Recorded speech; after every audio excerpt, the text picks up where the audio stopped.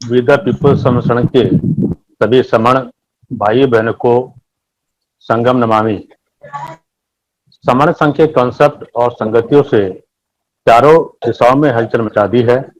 लोगों के होठों पर जिसकी चर्चा बनते देखी और सुनी जा सकती है।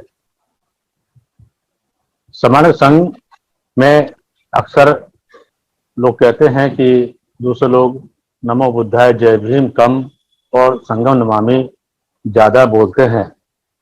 मैं उन्हें बताना चाहता हूं कि प्रकृति के कुछ अपने नियम हैं। सूरज आज भी पूरब से निकलता है और पश्चिम से छुप जाता है। गर्मी के बाद बरसात और बरसात के बाद शीत ऋतु आती है। उससे क्रम को कोई नहीं बदल पाया है।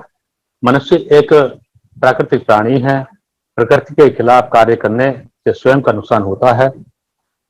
अपनी अनजान होने का सर्टिफिकेट पेश ना करें।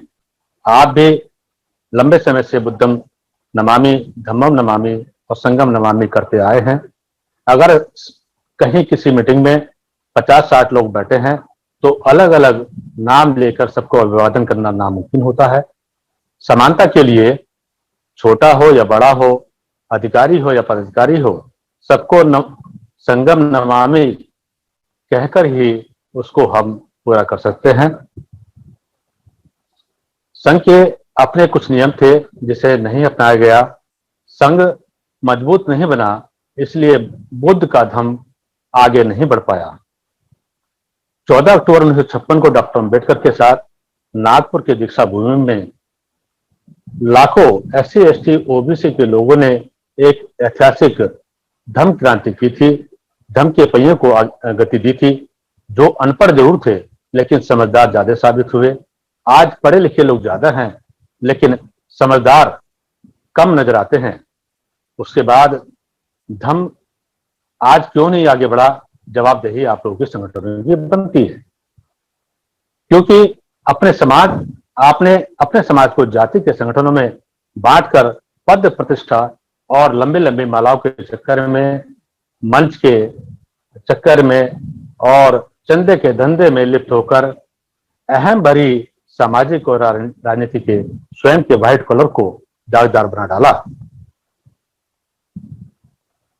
जिसके कारण महापुरुषों की विचारधारा दबकर रह गई और आगे नहीं बढ़ पाई। संघीय शक्ति। संघ में शक्ति है।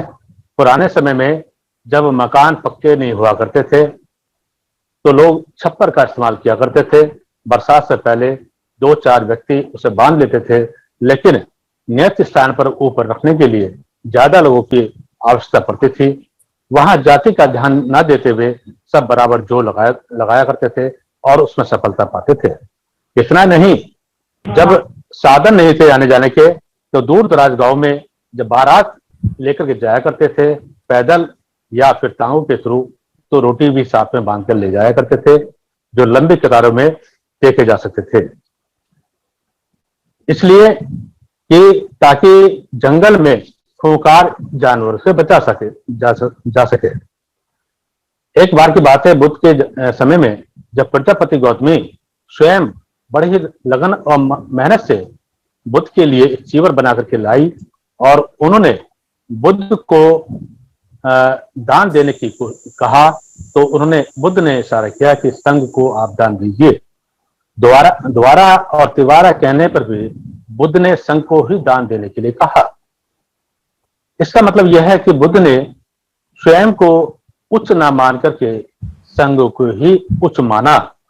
अगर समण संघ के 10 गोल्डन रूल्स जो बड़ी मेहनत और लंबे समय के बाद बनाए गए हैं, अगर सभी लोग उन रूल को अपनाए तो हमारे और हमारे बच्चों के अधिकार और संविधान बचाए जा सकते हैं।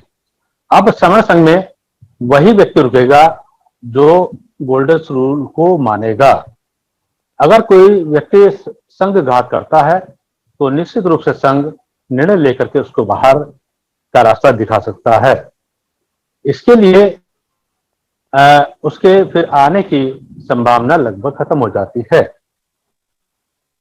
यानी अब आगे कभी ना ये इसके रूल्स बदल जाएंगे, ना ये अमान्य होंगे। संगम नमामि।